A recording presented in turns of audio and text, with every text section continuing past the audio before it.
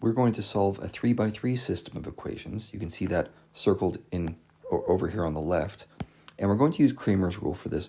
Now, I think this is an appropriate use of Cramer's rule because solving a 3 by 3 is not an easy thing to do. And Cramer's rule offers us a pretty good way forwards. Now, the first things we're asked to do is convert the system into matrix form. That is, A, the coefficient matrix, times X, the variable matrix, equals B, the solution matrix. And what I've done up top here, which you can see right here, is I've established what A and B are. Okay, I'm just reading off the coefficients in that system of equations to get these. Pause the video, take a look. You'll see that everything lines up. That's an eraser. That's bad. -1, -1, and 3. Well, that's -x, -x, and 3x. Okay, so make your matrices. And then what we have to do is construct 3 new matrices called AX, AY, AZ. I'm looking at these guys right here. So the way this happens is, let's see if I can find an ink that will work here. Let's take the solution matrix, -4, 0, 1, and I'm going to take that and plop it over here in place of the leftmost column on the coefficient matrix, A. And take a look at what that results in. You get this, which is, the solutions, -4, 0, 1, and all the rest of the numbers that were in the coefficient matrix A. Okay? And that's how I build AX. Now I'm going to do the same thing for AY and AZ. I'll use AY as an example. Okay? I'm taking those coefficients from the solution matrix, plugging them into the middle column, okay, the second column, and that gives me the second variable matrix, AY. And likewise for that last one, you're going to plug those into the third column of the coefficient matrix. Okay, that would be taking these numbers, plugging them into the very ends on the right, replacing those, and then you get this matrix down here. Okay, so hopefully you understand how these matrices are being constructed.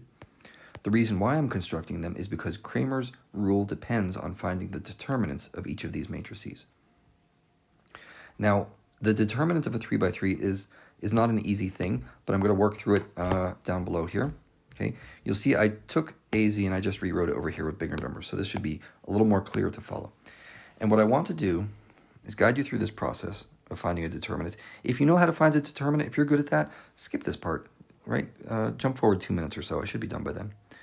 So I'm going to multiply -1 times the determinant of this submatrix in the lower right corner. So it's going to be -1 times, remember how to find the determinant of a 2 by 2? We make this little fishy pattern, like that. So it's going to be 3 times 1 minus 6 times 0.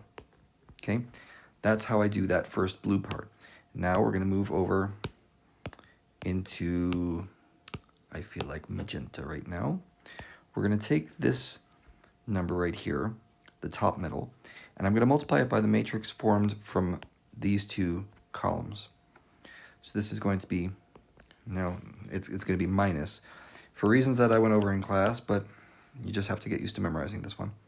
It's going to be minus -2 times the determinant of that pink set of squares right there. So that would be -1 times 1 minus 3 times 0.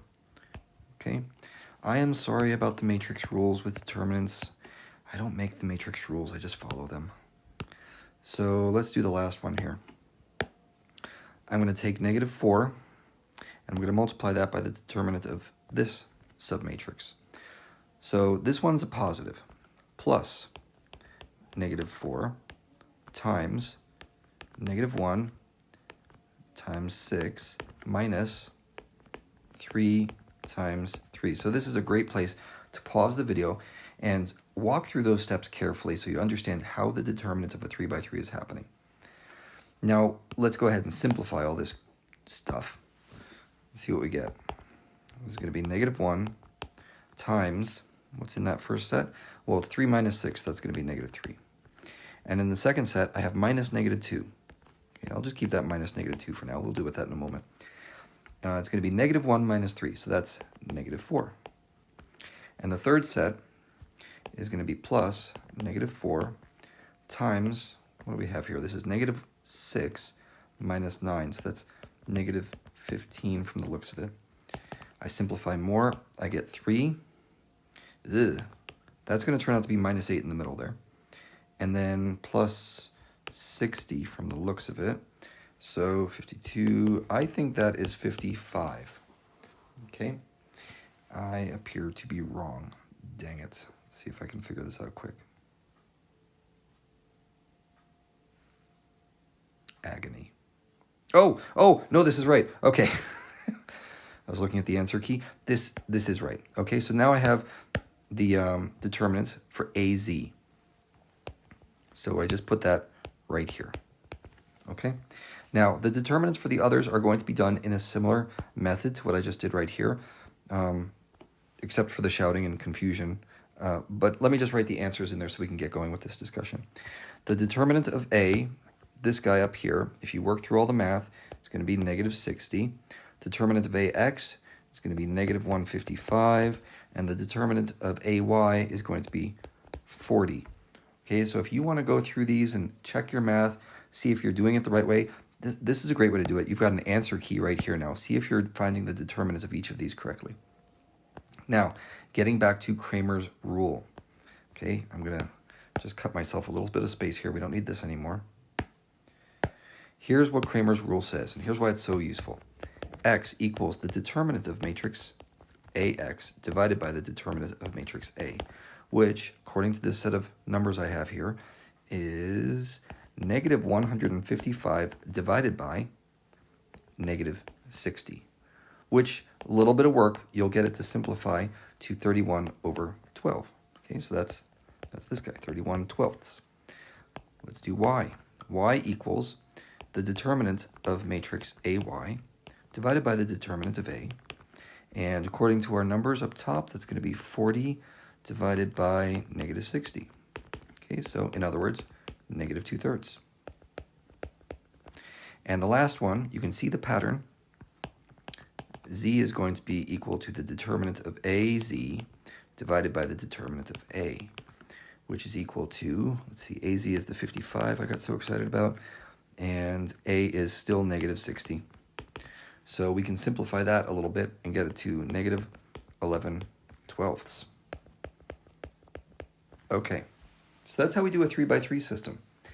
If you are ever so unfortunate as to have a 4x4 system, you would solve it with the same pattern.